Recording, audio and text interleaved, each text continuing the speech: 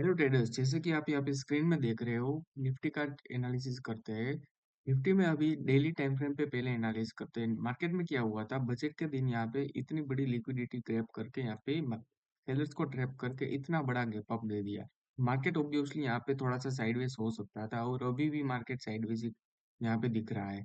चलो lower time frame पे जाते हैं। लोअर टाइम फ्रेम पे क्या हो रहा है, 1 आवर के टाइम फ्रेम पे यहाँ पे गैप अप के बाद थोड़ी सी सेलिंग आई, फिर यहाँ पे गैप अप हुआ और फिर यहाँ पे ग्लोबल अनसर्टेनिटीज के हिसाब से चलते मार्केट फिर से नीचे आया और ये वाला सपोर्ट जोन यहाँ पे बहुत स्ट्रॉन्ग वर्क कर रहा है। तो अभी यहाँ पे इतना बड़ा डाउन ट्रेंड आया था, 30 मिनट पे देखते इतना बड़ा डाउन ट्रेंड आया था। ये वाला अभी जो बाइंग आई है वो फर्स्ट पुल बैक है, तो फर्स्ट पुल बैक पे कभी भी बाई नहीं करना चाहिए। पहले एक रिट्रेसमेंट की वेट करो, फिर यहाँ पे मार्केट अगर इसका हाई क्रॉस करता है तो हम बाइंग के लिए देखेंगे इंट्राडे में। और अगर यहाँ पे ये वाला यहाँ पे सेल आता है तो यहाँ पे मैं सेल करना पसंद करूंगा और मेरा टारगेट ये वाला जोन रहेगा। अगर यहाँ पे मार्केट ब्रेक करता है तो ये वाला नेक्स्ट लेवल यहाँ पे रहेगा 25,200 के अराउंड। तो यही लेवल्स यहाँ पे वर्क कर सकते हैं और आपको भी इंट्राडे के लिए भी यही लेवल्स को यहाँ पे वर्क करना चाहिए।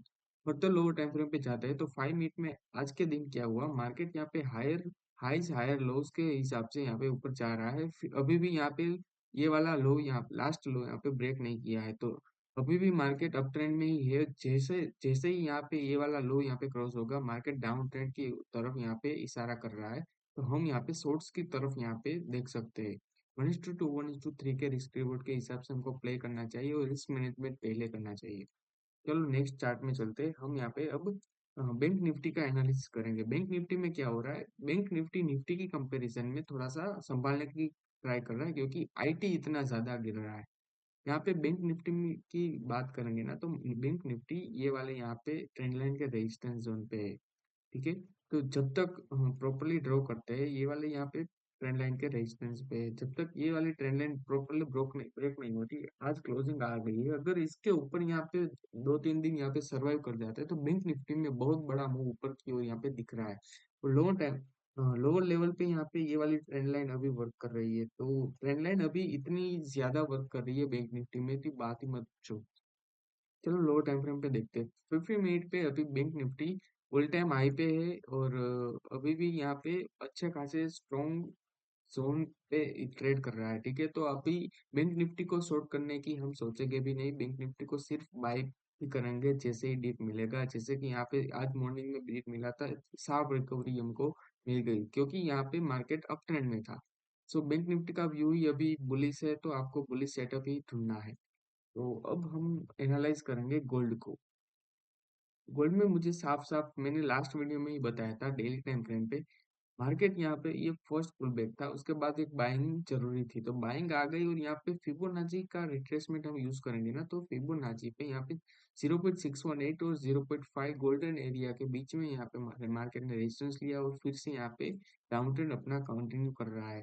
तो अगर हम लोअर टाइम फ्रेम पे जाएंगे ना, तो यहाँ पे हमको एक ट्रेंड लाइन दिख रही है जो कि है ये वाली। यहाँ पे ट्रेंड लाइन का ब्रेकडाउन आ चुका है, बट अब हमें सिर्फ शॉर्ट्स का सेटअप ही ढूंढना है जब तक मार्केट इस लेवल के ये वाले हाई के यहाँ पे ऊपर नहीं चला जाता, क्योंकि यहाँ पे लोअर हाई भी स्ट्रक्चर फॉर्म हो गया, इसका लो भी ब्रेक कर दिया है। तो मोस्ट प्रोबेबली हमको शॉर्ट करना चाहिए इस लेवल के नीचे। अभी ऊपर यहाँ पे क्रॉस कर, जैसे ही यहाँ पे क्रॉस करे न्यूयॉर्क सेशन में, हमको शॉर्ट करना चाहिए छोटे से एसएल के साथ।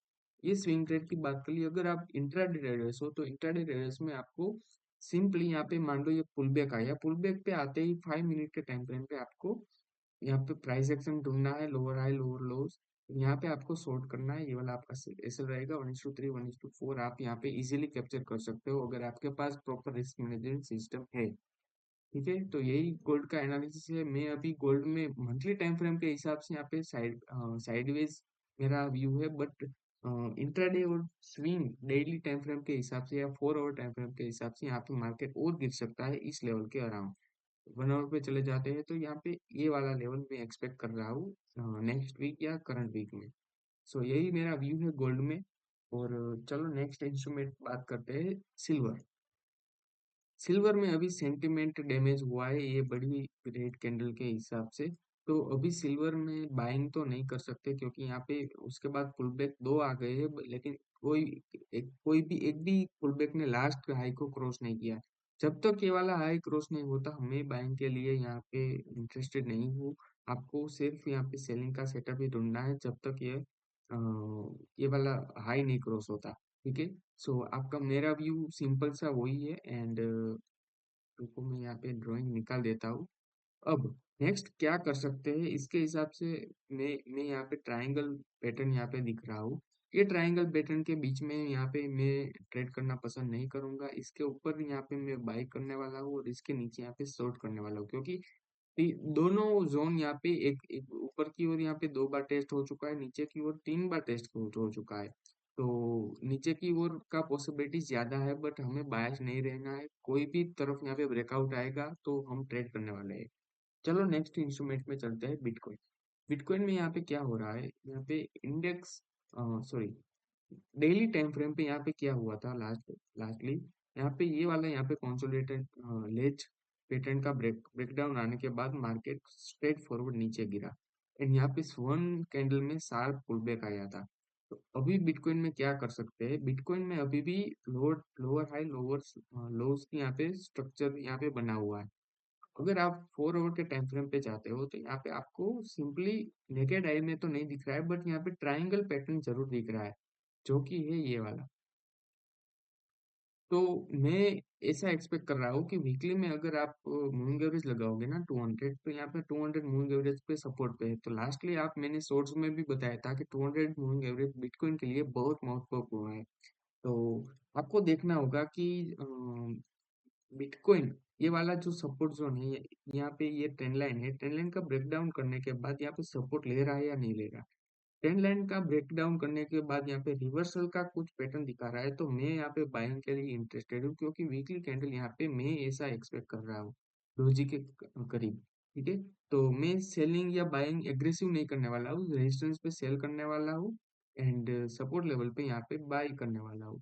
तो यही मेरा व्यू है बिटकॉइन में भी। बिटकॉइन, निफ्टी एंड गोल्ड, तीनों में सपोर्ट पे बाय करना है, रेजिस्टेंस पे सेल करना है, वही मार्केट है। बड़ा ट्रेंड नहीं इमर्ज हो रहा है, क्योंकि लास्ट मंथ में यहाँ पे बहुत बड़ा ट्रेंड आ चुका था। तो हर महीने आप ट्रेंड बड़े ट्रेंड्स यहाँ पे नहीं एक्सपेक्ट कर सकते हो। तो यही व्यू था चारों इंस्ट्रूमेंट में। तो आपका क्या व्यू है मुझे कमेंट में जरूर बताना। और नेक्स्ट वीडियो में मिलते हैं। जय हिंद, जय भारत, और हैप्पी ट्रेडिंग। इस चैनल को लाइक करना, सब्सक्राइब करना और कमेंट में जरूर बताना आपका क्या व्यू है। Thank you.